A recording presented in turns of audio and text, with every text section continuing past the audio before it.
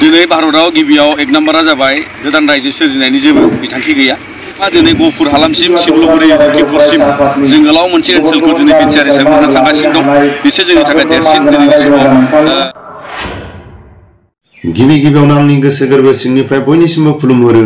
आंनि चेनेलनि नायगिरि गेदेरमा रायजो राजा बयखौबो आसा खालामो गाव गावनि बेसेन गोसा समखौ दसे सम खोनासंलाङोबा गासिबो खाहानिखौ बुजिलांगोन, आंनि गोसो गोरबोआवबो गोजोननाय मोनगोन।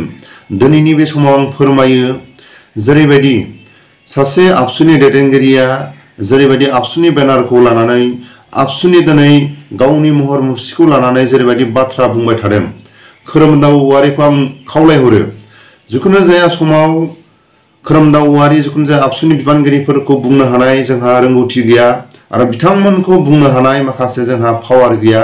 नाथाय आं सासे बर' बिमानि थैजों जोनोम जानाय हिसाबै आं फंनैसो बाथ्रा बुंनो हानाय अधिकार दं नामा साननानै आं बुंदों। जाहाथे गोरोन्थिफोर जायोब्ला गेदेरमा रायजो राजा, आंनि चेनेलनि नायगिरि बयनिबो सायाव आं आबसुनि दैदेनगिरिफोरनि सायाव बर' हारिनि गेजेराव आं बयखौबो आसा खालामो जाहाथे गोरोन्थिफोरनि सायाव निमाहा मोनगोन होननानै आखाइ खबजोबनानै आंनि गोसो गोरबोनिफ्राय मिजिंथियो। सासे गोरों मानसि, आंनिनो लोगो, जेरैबायदि बाथ्रा बुंदों बियो, बे बाथ्रा बुंनायखौ आं गोसो गोरबोआव मैयानि समाव आं गोसोआव थि सोना लानानै दिनै आं भिडिअ खालायदों। जेरैबायदि जोंबो बै समनि खोथाफोरखौ खोनाबोदोंबाबो सोरबा जोंनि आबौ आबैमोन, सोरबा जोंनि आइ आफा, जोंनि बिदा फंबाय, जायफोर गोरों गोराफ्रा मालाबाफोर सावरायदोंबाबो गोसोआव लायाखैमोन। नाथाय मैयानि समाव आं गोसोआव ओरैबायदि थि सोनानै लाबाय, आंबो गोसो गोरबोआव सानबाय बै समाव आबसुनि बिबानखौ लानो थाखाय सोरबा गोरों गोराफ्रा आवगायाखैमोन।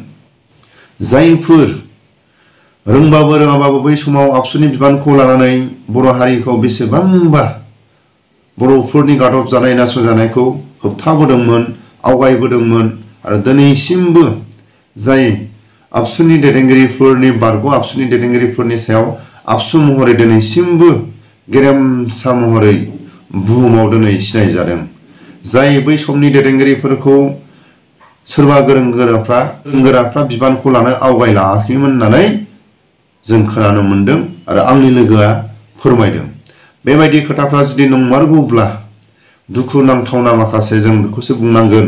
बै समाव जेब्ला बारग' आबसुनि दैदेनगिरिफ्रा जेंनानि गेजेराव जिखुनु जाया समाव सरकारजों मोगा मोगि, जिखुनु जाया सरकारनि लांगोनायाव माखासे खोथा बाथ्रा बुंनो थाखाय गावनि महर मुस्रिखौ लानानै बर' बिमानि थैजों जोनोम जानाय हिसाबै गावनि थै आगोमा थैखौ लानानै मालाबा समाव रायजानाय, मालाबा समाव पुलिसनि लकआव, मालाबा समाव जिखुनु जाया जेंनानि सायाव सोमावसारबोनो गोनां जादों आबसु महरै। बेबायदि बाथ्राखौ खोनानानै ओरैबायदि आंनि गोसो गोरबोआव दुखु नांदों। बेखौनो आसा खालामो दिनैनि समाव जेरैबायदि जों नुदों जायफोर आबसुनि बिबानखौ लानानै गावनि महर मुस्रिखौ लानानै सिगां आवगायबोनाय, नाथाय बर' हारिनि गेजेराव बर'फोरनि गादब जानाय, बर'फोरनि जौगानांगौ, ट्राइबेल हारिनि मोननो गोनां जिखुनु जाया बर'फोरनि माखासे जारिमिनखौ लानानै जायफोर गोरों गोराफ्रा आवगायबोदों बिथांमोनखौ जों खुलुमनांगोन, बिथांमोनखौ बरायनांगोन। नाथाय फंसे बाथ्राया दिनै मेगननि नोजोराव नुदों, जायफोर गोरों गोराफ्रा आबसुनि बिबानखौ लानानै हारिनि माखासे खामानि मावनो आवगायबोनायनि उनाव राजनितिकनि आखायाव माखासे फानफ्रब जानायखौ जों नुदों। दिनैनि समाव जों नाहरोब्ला राजनितिक हान्जाजों आवगायलांगोनखौ जों बर'फोरनि मोननो गोनां, बर'फोरनि जेरैबायदि जिबायदि आवगायनांगौ जों बेबायदिखौ नुसाराखै। बिनि थाखायनो आसा खालामो जेरैबायदि बै समाव जों बुंनांगोन गुफुर हालामनि सासे आलुफारा गामियाव बिपिन गयारि होननाय सासे बै समाव आबसुनि बिबानखौ लानानै अल आसाम बेसेबांबा खना खनला जेंनानि गेजेराव जेरैबायदि आबसुखौ फोथांबोदोंमोन। दिनैनि समाव गुफुर आलुफाराखौ सोरबा आबसुनि दैदेनगिरिफ्रा गुफुर आलुफाराखौ सिनायफेरदोंना? नाथाय बै समाव जेब्ला बिपिन गयारि होननानै बुङोब्ला पुरनि हालामाव जेरैबायदि बे आलुफारा गामिनिफ्राय बिबानखौ लानानै अल आसाम आबसुनि माखासे खामानिफोरखौ मोगा मोगि जेंनानि गेजेरजों मावबोदोंमोन। बै समाव जेब्ला बिबानखौ लानानै बेबायदि माखासे जेंनानि गेजेरजों आबसुखौ फोथांनानै लाबोदों, दिनैनि समाव बिथांनि न'आव सोरबा आबसुनि दैदेनगिरियानो जा सोरबा आबसुनि बिबानगिरिफ्रा दिनै जों बे सासे दैदेनगिरिनिफ्राय मोनसेबो अबे खोथाजों अबे लामाजों जिखुनु जाया माखासे आवगायलाङोबा बेबायदि सोंस्लुनाय जों नुवाखै। बेबायदि जों सोंस्लुनाय जों नुवाखै। गुफुर आलुफारायाव सोरबा आबसुनि सोरबा दिपेन बर' सोरबा खोरोमदाव जिखुनु जाया समाव आबसुनि बिबानगिरिफ्रा बे गुफुर आलुफाराव थांनानै बिपिन गयारिनि खुगानिफ्राय बिपिन गयारिनि माखासे गुन गोनां माखासे रावफोरखौ जिखुनु जाया खामानिफोरखौ माबायदि मावोब्ला हारिनि गेजेराव हारिया माबायदि आलो गोजोनै आवगायबोगोन बेबायदि माखासे खोथा जों सोंनाय जों दिनैसिमबो नुवाखै।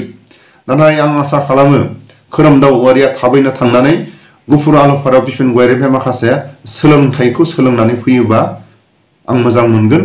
जिखुनु जाया समाव जों नुदों जायफोर बर' मिडियामाव फरायनानै जायफोर बर' मिडियामनि माखासे रोंगौथिखौ लानानै सोलोंथाइखौ लानानै हारिनि जों बांसिनै बर' मिडियामाव फरायनायफ्रा हारिनि खोथा बाथ्रा बुंनो हानाय हारिनि खामानिफोरखौ मावलांबाय थानाय जों नुदों। नाथाय जायफोर इंलिश मिडियामाव फरायनाय जिखुनु जाया साफ्रोमबो इंलिश मिडियामाव फरायनाय बिथांमोनखौ आं बुङाखै।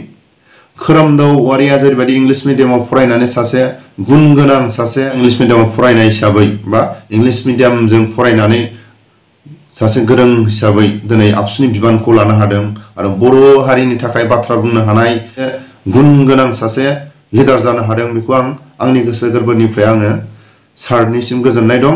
नाथाय फंसे बाथ्राया जेरैबायदि बाथ्रा बुंदों इन्डियायाव बा इन्डियानि सिङाव फिसा फिसा गोदानै रायजो दाफुंनाय पलिसि गैथ'आ। जोंनि बिबानगिरि हिसाबै गासिबो इन्डियानि नेम निथिखौ बिथांमोना मोनथिजोबो जों बेखौ गनायदों। नाथाय नैबेखौसो आं सोंगोन सासे बर' बिमानि थैजों जोनोम जानाय हिसाबै खोरोमदाव सारनाव इन्डियानि जिखुनु जाया जायफोर माखासे आयेन कानुनजों नेम निथिजों जेरैबायदि दिल्लीनि लांगोनायाव रायजो सभायाव सावरायलायनाय जायो आरो जों अराय सम जोंनि बर' हारिया मोननो थांबाय थादों। जोबथारनायाव फंसे बाथ्राखौ गेदेरमा रायजो राजानो आं फोरमायबावो। जिखुनु जाया समाव आबसुनि दैदेनगिरिफ्रा बर'फोरनि सोमावसारनायखौ बर'फोरनि माखासे मोननो गोनां मोन्थायखौ आलादा मोनसे स्टेटखौ इन्डियानि पलिसि गैथ'आ होनना बुंनाय खोथाफोरखौ आं रायजो राजाफोरनि खाथियाव फोरमायो। दिल्लीनि टेबोलाव मालाबाबो जों खोनायाखै बर'फोरनि जिखुनु जाया समाव जुदि गोदानै इन्डियायाव जुदि स्टेट बानायनाय जायोब्ला बर'फोरनि मोननो गोनां बर'फोरनि सोमावसारनाय बर'फोरनि दाबिखौबो सावरायनाय जाथों होननानै रायजो सभायाव मालाबा जों खोनाफेरदों नामा? लोगोसे आसाम एसेम्ब्लियाव मालाबा सोरबा बर' मिनिस्टारानो जाथों सोरबा गुबुन मिनिस्टारानो जाथों जिखुनु जाया समाव सोरबा बर' एमएलएआनो जाथों आसाम एसेम्ब्लियाव बर'फोरनि दाबिबाय थानाय बर'फोरनि सोमावसारबाय थानाय बर'फोरनि दाबिया सावरायजानाय जाथों रायजो सभायाव। आरो गोदानै जुदि इन्डिया जुदि आलादा फिसा बा गुबुन हारिनो फिसा हारिनि स्टेट बानायोब्ला आसाम एसेम्ब्लिनिफ्राय जेबो जोंहा बुंनांगौ जेबो गैया। बर'फोरनि सोमावसारनाय बर'फोरनि मोननो गोनां मोन्थायखौ आसाम एसेम्ब्लिनिफ्राय जेबो बादा होनांगौ गैया होननानै बेबायदि पास खालायनाय दं नामा? आं गेदेरमा रायजो राजाफोरनि खाथियाव आङो सोङो आरो खोरोमदाव सारनाव आं बे बाथ्राखौ सोङो जुदि रायजो सभायाव जुदि प्रस्ताबा दंखायोब्ला आसाम एसेम्ब्लियाव जुदि पास खालायना दंखायोब्ला जिखुनु जाया समाव बर'फोरनि दाबिनाय बर'फोरनि सोमावसारनायखौ जुदि इन्डियानि सिङाव जुदि फिसा स्टेट बानायनाय जायोब्ला बर'फोरनि जि दाबि बेखौ आसाम एसेम्ब्लिनिफ्राय जेबो बादा होनांगौ गैया होननानै बेबायदि आसामनि एसेम्ब्लियाव पास खालायनाय दं नामा? नैबेबायदि प्रस्ताबखौ थिखांनाय दं नामा? बेबायदि दंखायोबा जा बुंनांगौ जेबो गैया।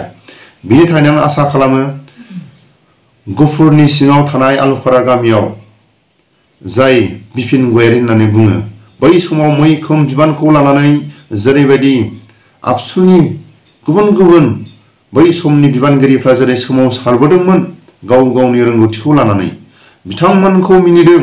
बै समनि बिबानगिरिफोरखौ जेन थेन मेट्रिक पास जानाय जेन थेन पिअ पास जानाय बिथांमोना आबसुनि बिबानखौ लानानै बै समाव गाज्रि खालायबोदों। दानि आबसुनि बिबानगिरिफ्रा माखासे खोथाबो बुंनो थाङो बै समनि आबसुनि दैदेनगिरिफोरखौ बिथांमोना मेट्रिक पासल'मोन बिथांमोना फिअ पासल'मोन बेबायदिनो माखासे आबसुनि माखासे खामानिफोरखौ बिथांमोना आस'खान्दा खालामबोदोंमोन होननानै सोरबा साफा सानै बिथांमोना बुंनो थाङो। दिनैनि जायफोर जोंनि समाव जों जेरै एमएसि बेबायदि माखासे डिग्री देखाय रायजो राजाफोरनो बुंनानै बेबायदि माखासे फोरमायनानै दिनैनि समाव बांसिनसो गाज्रि खालायदों। गावखौनो डाबल एमए पास होननानै गावखौनो गोरों गोरा होननानै बर' रायजो राजाफोरनो दिन्थि गाज्रिसो खालायसिनदों होननानै आं सानो, आसा खालामो। सासे आबसुनि मैखोम बिबानखौ लानानै सासे आबसुनि बिबानगिरिया इंलिश मिडियाम फरायनानै बे बिबानखौ लादों, मोजां जादों। इंलिशनि बुंनो रोंनाय, इंलिशनि जिखुनु जाया समाव इन्डियानि माखासे नेम निथि, इन्डियानि जिखुनु जाया फान्डलपिफोरखौ इंलिश मिडियामाव फरायनाया बांसिनै रोङो होननानै आङो गनायो। नाथाय आं बेखौनो आसा खालामो, जोबथारनायाव फंसे बाथ्रा बुङो, रायजो राजाफ्रा खोरोमदाव सारनि बुंनाय रावखौ एसेबाबो खोनानो मोनबाय आरो लोगोसे आं बुङो खोरोमदाव सारखौ सोलोंथाइ गोनां फरायसाफोर दं, बिथांमोननो बिबानखौ होनानै खोरोमदाव सारखौ आसा खालामो जाहाथे नोंनि एलेखायाव बर' मिडियामनि जेरैबायदि इंलिश टिचारनि खम जादों, बेनिखायनो मोननै मोनथाम स्कुलखौ फल' खालायनो हागोन। मोननै मोनथाम स्कुलाव बे इंलिश टिचारखौ लानानै थायोबा साबसिन जागोन। मानो होनोब्ला जों नुदों माखासे बर' स्कुलफ्राव खम जादों। बेनि थाखायनो आलो गोजोनै सासे फोरोंगिरि हिसाबै जिरायनानै थायोब्ला मोजां जागोन। आबसुनि बिबानखौ गुबुननो हो, बेखौसो आं खावलायहरो। बारा गोलाव आं भिडिअखौ खालामनो सानाखै, बयनिसिमबो आसा खालामो माबा मोनसे जुदि आंनि बुंलांनायाव गोरोन्थिफोर जादोंब्ला निमाहा मोनगोन होननानै खोरोमदाव सारखौ आं जोबथारनायाव फंसे बाथ्रा बुंबावो, जेरैबायदि बर' मिडियामफ्राव बर' इंलिश टिचारा खम जादों, बेबायदि समाव खोरोमदाव सारा गावबो इंलिश मिडियामाव फरायनानै जेरैबायदि गुन गोनां सोलोंथाइखौ सासे बर' हारिनि गेजेराव जिखुनु जाया समाव आबसुनि बिबानखौ लाफैनो हादों। बेबायदि समाव खोरोमदाव सारा सोरबा मोजां फरायसाफोरनो, मोजां मानसिफोरनो बिबानखौ होनानै सारा बिबानखौ होयोबा साबसिन जागोन। आरो नों सासे इंलिश मिडियामाव फरायनानै गोजौ डिग्रियाव नों फरायबोनो हादों, साबसिन हामसिन जोंनि बर' फरायसाफोरनो जुदि बर' स्कुलाव नों टिचार महरै थायोब्ला मोजां जागोन सार, बेखौसो आं खावलायहरो। गोजोन्थों बयनिसिमबो।